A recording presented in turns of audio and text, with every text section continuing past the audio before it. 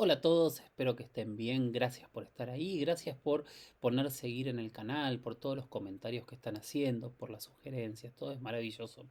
La verdad que ahora que me enteré que los subtítulos se ponen automáticamente, vamos a empezar a poner las entrevistas que hemos realizado con diferentes personajes internacionales. Tenemos entrevistas con algunos de los investigadores más importantes del fenómeno ovni del planeta.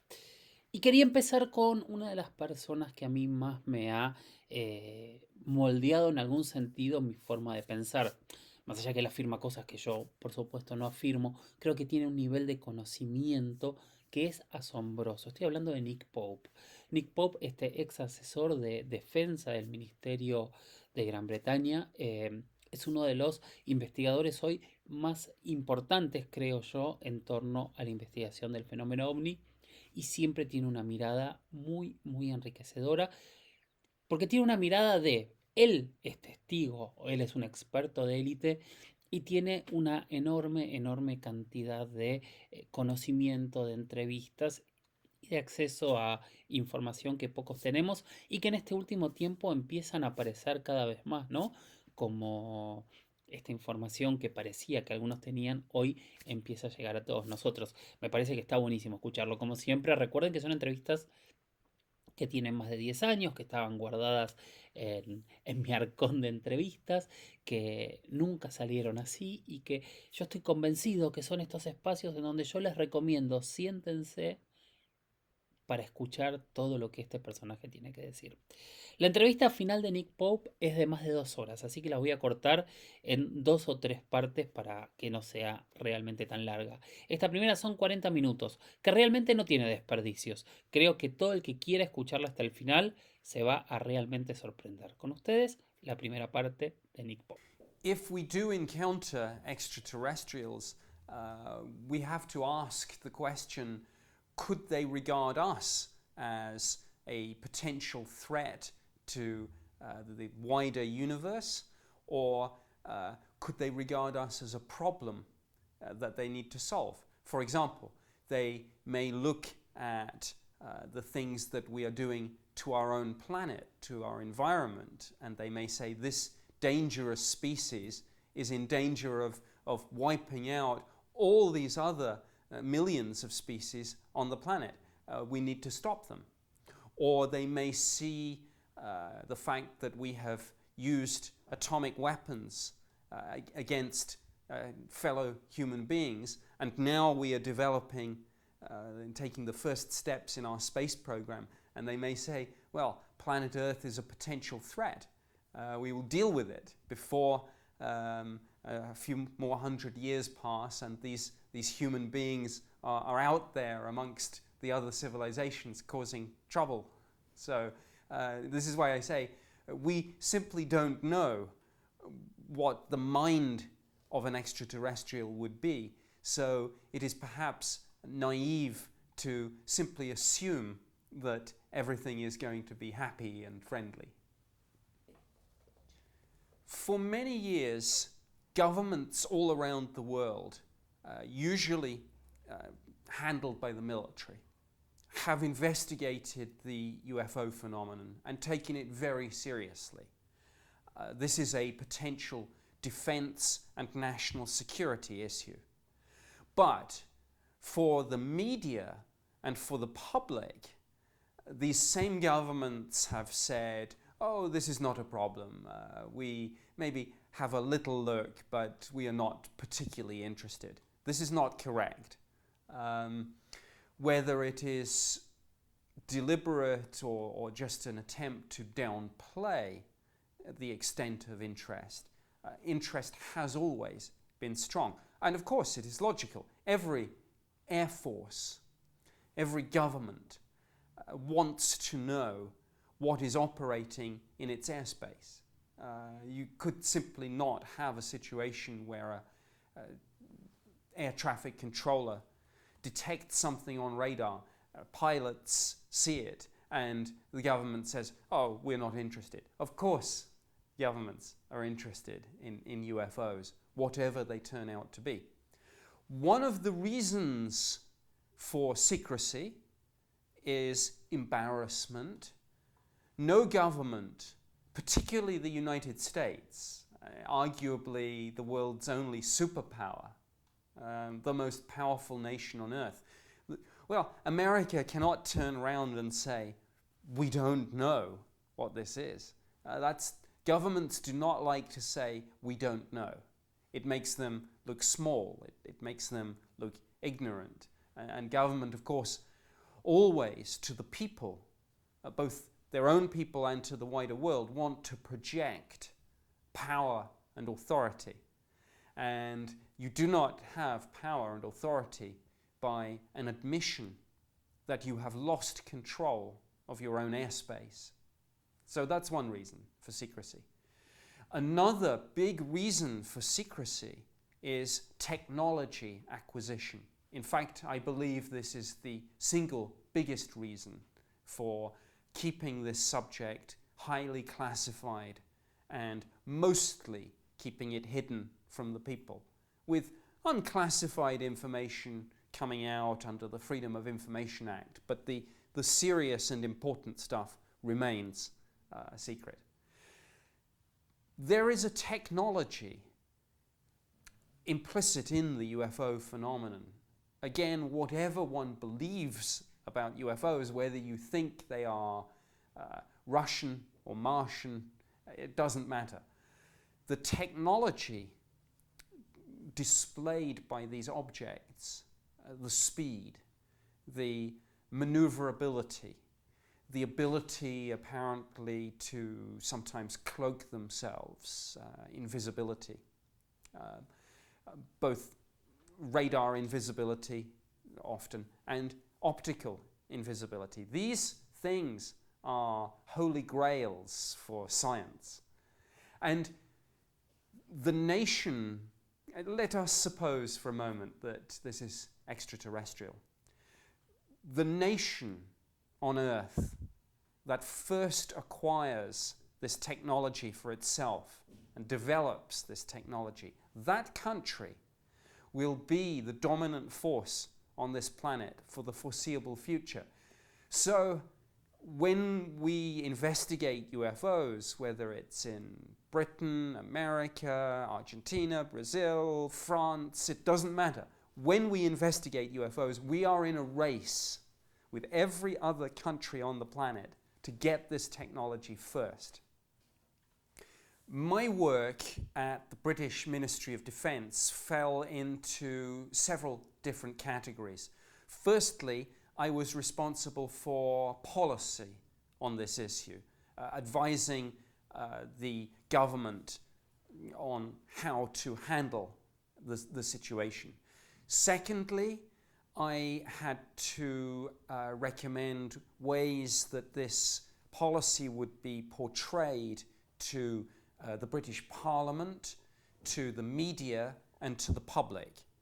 And thirdly, and I think almost most importantly, I had to do the day-to-day investigations of the new sightings that came in, and we received about 200 or 300 reports each year, many from the public, but some of the more interesting ones came from police officers, from pilots, from military personnel, and each of those cases I had to investigate. Now, in terms of how the government handled this subject, in terms, for example, of what was going on in secret about the race to acquire this technology, the policy was that we would downplay the extent of our interest and our involvement with everyone. So we would say something casually, like we look at these sightings just to satisfy ourselves that there is no defense threat. And we would very often try to characterize UFO sightings as probably relating to Soviet aircraft activity. But all the time behind the scenes, highly classified work was going on that was not shared with the public. And although some hints of this work have now begun to be released under the Freedom of Information Act, there are still a lot of exemptions. Our Freedom of Information Act excludes many categories of information dealing with national security, defense, intelligence. A lot of the more interesting material has not been released and will never be released. So I think what I am saying to summarize this is that we said one thing, but in secret we did a very different thing. Because, of course, we did not want to share with other countries how much progress or not we had made. If it's a race, well, we didn't want our potential rivals having a look. If it's like a very high stakes game of poker. You do not want the other players seeing your cards. The definition that we used in the British government with classifying material is we talk about the potential damage to the national interest that would result from disclosure. So information that would cause a little bit of damage might be restricted or confidential. Information which, if it became public knowledge, would cause serious damage would maybe be secret. Information which, if released, would cause catastrophic damage and harm to the national interest might be classified top secret at the highest level. And there are several reasons for this. Firstly, the fact that intelligence agencies all around the world are studying this phenomenon. There is a lot of scientific and technical intelligence which we have gathered.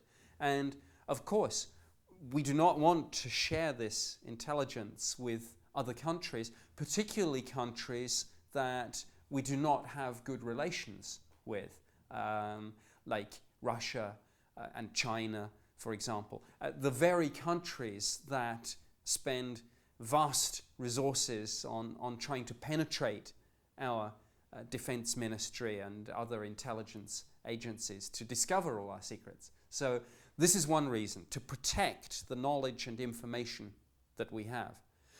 But perhaps there are some other possibilities.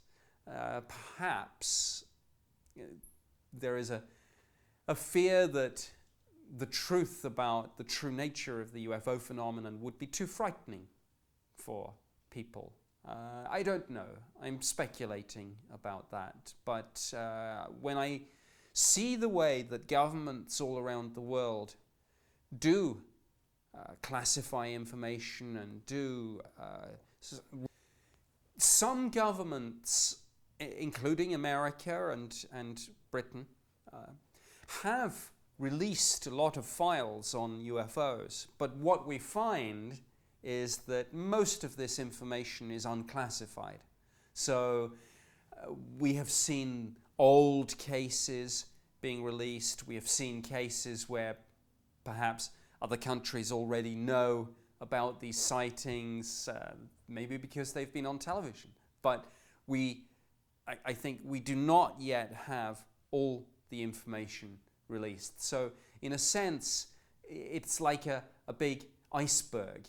Yes, you can see over the water what has been released, but what you can't see is the rest of the iceberg, hidden, submerged under the ocean. And it's like that with the UFO files. Lots of unclassified files released because of journalists, because of the Freedom of Information Act, but still many secrets are kept. It is an interesting point that, of course, this is more of a problem for democracies. If you live in a free and open society, the chances are that you have a Freedom of Information Act, and this makes it more difficult for the government to keep secrets. But some countries around the world, repressive regimes and dictatorships, they are not answerable to Parliament, to the media, to the public in the same way as the democracies. So those countries can probably just say, we refuse to release anything. The position with space agencies is related closely to governments, but is slightly different. The first big difference is that the space agencies are generally more scientific-led. And when you deal with scientists, you have a different perspective than politicians. So when you're dealing with the political and military side, the basic policy is secrecy. But the scientific community, their basic instinct is to be more open and to maybe try and publish things, which is why, for example, when you look at a country like France, where perhaps unusually the lead responsibility for UFOs was given not to the Air Force and not to the Defense Ministry, but to the French National Space Agency, they were a little bit more open about it.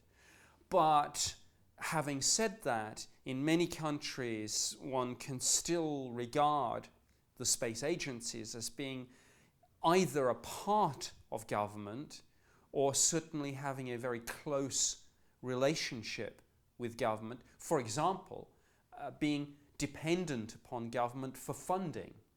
And if you're dependent on government for your money, then clearly to a very large extent you have to follow government policy. So the question could be asked, how, for example, does NASA in America treat the UFO issue? And in a sense, publicly, if you ask NASA, they will simply say, yes, the Air Force used to investigate this and they have closed their study, which was called Project Blue Book many years ago. And NASA now will say, we are not interested. Behind the scenes, I suspect, it is a different story. I know several people who have worked for NASA. I know that many of them, even if they do not say so in public, they believe in extraterrestrial life. I mean, many of the NASA programs are aimed at finding extraterrestrial life. Now, of course, NASA tend to talk more about microbial life on Mars, on Europa, less about visitation. But hey, I know that a lot of the people working for NASA now were brought up on 50s and 60s science fiction. You go to work at NASA because you're interested in space. You're interested in space, you're interested in the possibilities of finding alien life. So again, NASA and other space agencies, I'm sure, are staffed by people who believe in this. But whether they are allowed to say so in public is a very different story, because sometimes, of course, it is not good for your career or your funding to speak too publicly about these. I have seen some pictures from the Moon and Mars which appear to be blurred, obscured in some way. Now, I do not know the details of this, so I cannot comment on why the images may have been tampered with. Personally, I am a little skeptical that there is any extraterrestrial structure on the Moon or on Mars. Maybe we have a secret military space base there or something that they don't want us to know about. I don't know. I'm speculating. But I have no direct knowledge of this. Maybe the reason for this is not to do with extraterrestrials, but because we have some secret military facility that we've set up there. And of course, this would be a problem maybe under the Outer Space Treaty, which I believe prohibits the militarization of space and terrestrial bodies. And so clearly that would be one possibility. But I say I am only speculating here. I have no direct knowledge on how and why these images may have been obscured. I don't know whether governments have actually I don't know whether governments have actually acquired any extraterrestrial technology. I know from my own experience that we were certainly interested in the possibilities, but so far as I'm aware, the British government never acquired actual material. We did not have a crash. And if the Americans, for example, recovered an extraterrestrial spacecraft at Roswell, as many people believe, the American government did not share this information with the British government. And I understand this, of course. I believe that one reason for government secrecy on UFOs is the fact that we are all in a race to get this technology. So I can't say that I blame the Americans, because we, I'm sure, in the United Kingdom would do the same if we acquired it. So I don't know. Of course, there are many rumors about UFO crashes. There are many rumors about back engineering technology from UFO crashes. Some people believe that large parts of modern technology, everything from lasers, the transistor, Kevlar, body armor, night vision goggles, all of this perhaps is alien technology, according to some people. But I have seen no documents about this, so if the Americans did acquire it, they kept the secret very well.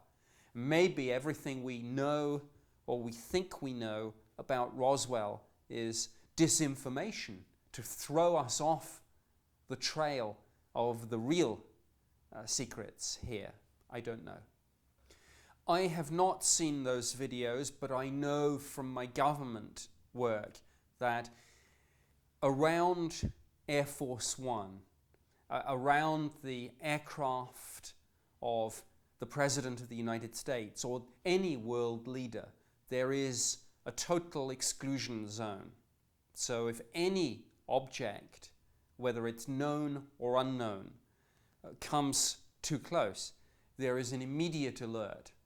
And this is automatically perceived as a threat to the president, to whichever world leader it is. So I don't know the details of this incident, but I do know that the military would have treated it extremely seriously and as an immediate threat to the President of the United States. Pilots are excellent witnesses when it comes to the UFO phenomenon. I have spoken to and met several dozen pilots, both military, Air Force pilots, and civilian pilots with the big air firms.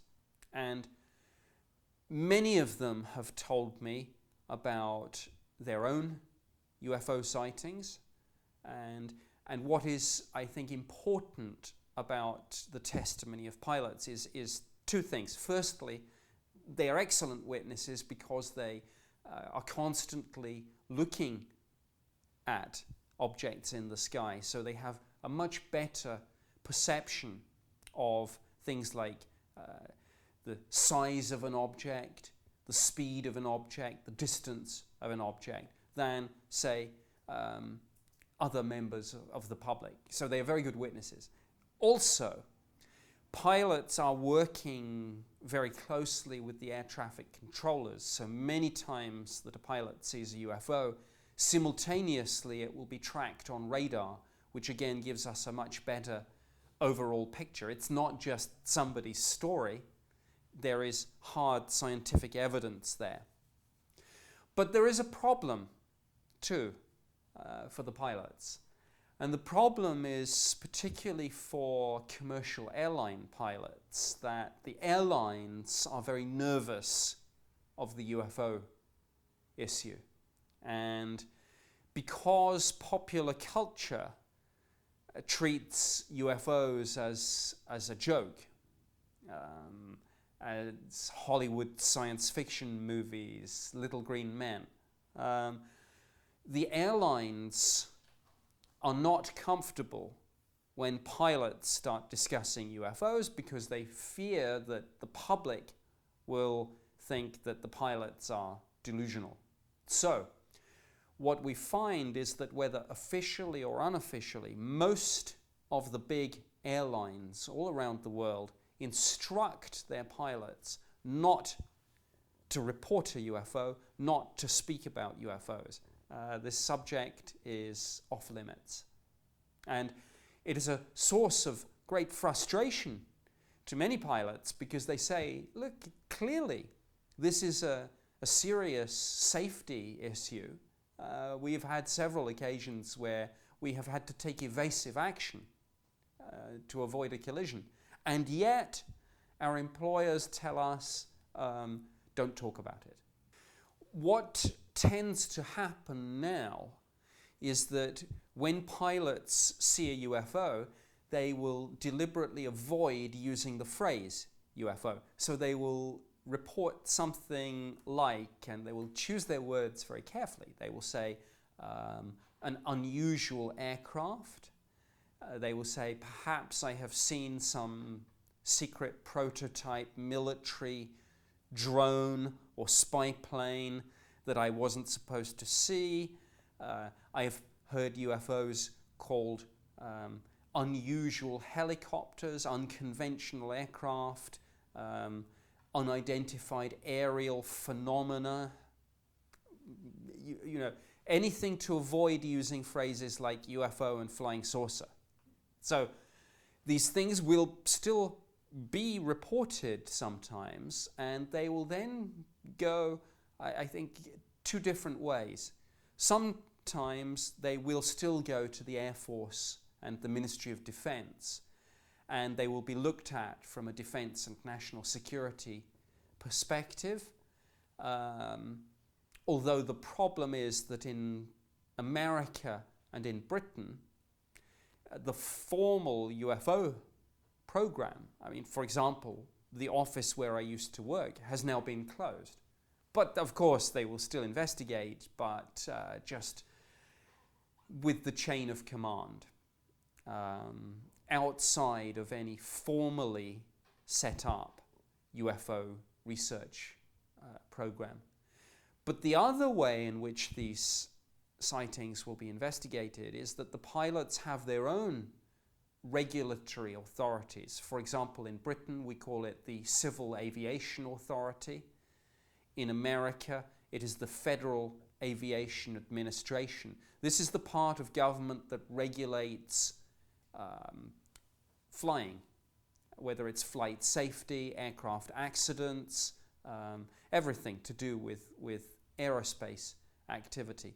This is regulated. So what this means is that for the public and the media it's very confusing because many different parts of government will be looking at the UFO mystery. Sometimes it will be the Air Force, sometimes the Ministry of Defense, sometimes the Aviation Authority, sometimes the Space Agency. So it is confusing to find information because sometimes you do not even know which part of government is taking the lead, and maybe that is deliberate.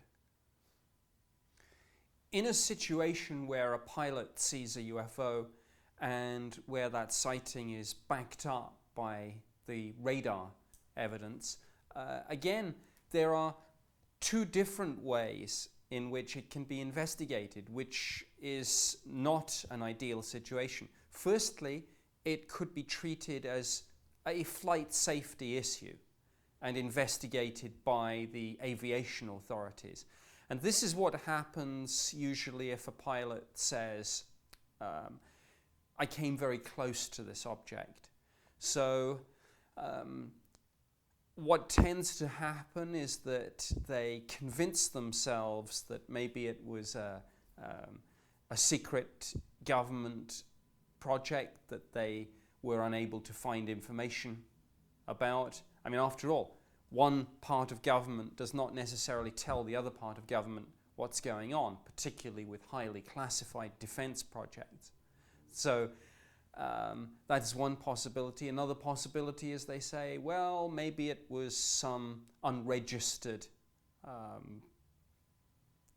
microlight or paraglider, or and maybe we just misperceived it, we misidentified it, and in this way, people allow themselves the luxury of saying that they did their job and they reported it, and but there's nothing further that they can do. The other possibility is that it goes somewhere into defense and intelligence and Air Force, and they investigate it. And if that happens, the results of the investigation are unlikely to be released back to the original pilots. I mean, I've spoken to many pilots who made their reports of UFOs, and they never heard any feedback. They never heard what happened as a result of the government investigation, and this is very normal procedure. So the pilots end up very frustrated with this. They see it as being a one-way process. They give all the information and no answers come back, and it leaves them confused and angry sometimes. With some military pilots, I am aware that after their UFO sighting, they have been visited and they have been told, let me remind you that you are subject to the Official Secrets Act and you are not to discuss this. And if you mention this, we will make sure that you never fly again. And I have many cases where this has happened. There is a case involving a pilot called Milton Torres, who was an American, but he was flying with the British back in the 1950s. And after he was ordered to shoot down a UFO that was being tracked on radar, when he got back down, he was debriefed, and somebody intelligence told him, if you mention this to anyone, your flying career is over. You will be flying a desk. And of course, for a pilot, that's the biggest threat you can make. They live to fly. They love to be in the air, and to say that you'll never fly again is to take their life away. And Milton Torres kept the secret for decades until a report was released by the government itself, a very vague report, but he then knew that it was acceptable to discuss this.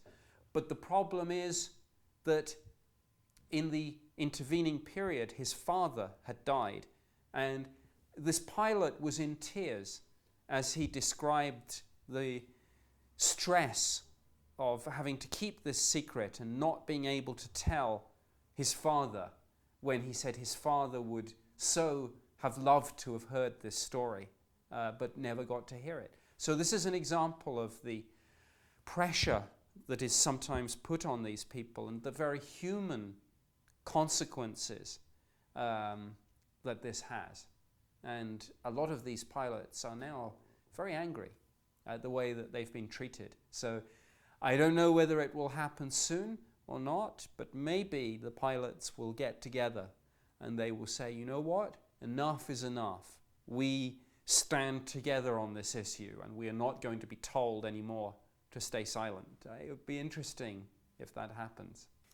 There is no doubt in my mind that some UFO sightings are genuinely caused by misidentifications of secret government projects. We know, for example, because it is now a matter of historical record, that when early spy planes like the U-2 and the SR-71 Blackbird were being flown, they were seen by people, including pilots, and they were reported as UFOs. And actually, the government was very pleased at this, because it was much better if somebody said, "I've seen a flying saucer," and the media could laugh at the subject, than if somebody was to say, "I believe I've seen our latest spy plane." Clearly, it's much better for the government if a spy plane story doesn't come out in the media. So not only did the government like it when people saw spy planes but reported them as extraterrestrials, they sometimes encouraged it. So you had almost a deliberate campaign of disinformation, with the government sometimes putting out the possibility behind the scenes, but putting into people's minds, why don't we say that maybe it's extraterrestrial? So this is an interesting example of the complete opposite of what most people in the UFO community believe. This was a rare example of when the government was keen to talk about extraterrestrials. But, and of course, again, we know that when the stealth fighter, the stealth bomber first came out, again, people saw them, people reported them as UFOs. And this was helpful to us in government. But for people in government, we tend to know, what projects we have. So it might not be possible for a UFO researcher or a journalist to differentiate between UFO and secret government project, but we in government, we could, because we know what we have. Another very interesting point is that, of course, we know, even if we were not briefed on the specific project details, because even in government, you don't necessarily have a need to know that information. But we know where these things are test flown. In other words, if you see a UFO over a big city, you can be virtually certain that it is not military technology being tested, because the military use very remote, secret areas to test fly these sorts of things. In America, Area 51 is a very good example of the sort of place I mean. So this is why I say that for people who have investigated UFOs from within government, it is possible to make this distinction, but it is more difficult for other people to make that distinction. One possibility that even people in government, of course, would not know about is, what if it's not our own technology, but if it's a foreign aircraft or drone? Of course, the Russians are not going to tell the Americans or the British about their latest spy plane. So there are cases where you could see something as a UFO and it might be a Russian or a Chinese spy plane or drone, and we wouldn't know. So these are the sorts of games and problems that we find in the world of intelligence. It is very shadowy and secretive, and nobody knows everything. Okay, thank you. Okay. Oh, another very important point that I forgot on that. One point about aircraft is that, assuming that it's your own aircraft flying, it will usually carry a transponder.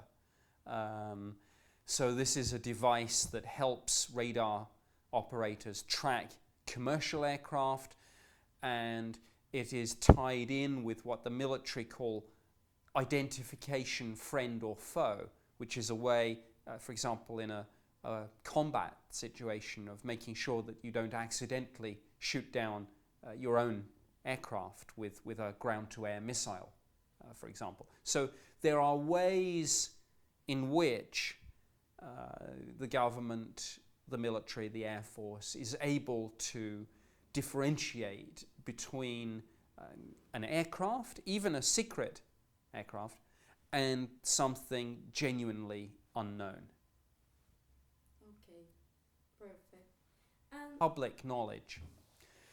So we have a situation where constantly the government is unveiling new aircraft and saying, look, we have a new stealth fighter, or look, we have a new drone that has no pilot, can fly thousands of miles and drop missiles on the Taliban. We see this all the time. But I do not think this explains all the UFO sightings, because when we look at some of the classic cases, the witnesses do not, 10 years later when the new spy plane is announced, say, that's what I saw. What we tend to find is that the witnesses say, this technology is not just 10 or 15 years ahead. It's hundreds of years ahead. And we just don't have anything that can do the sorts of speeds and maneuvers that I witnessed. So sometimes it may explain some UFOs, but I don't think it will ever explain all of them. There's a very good example, I think, of a new unmanned aerial vehicle that might have caused some UFO sightings.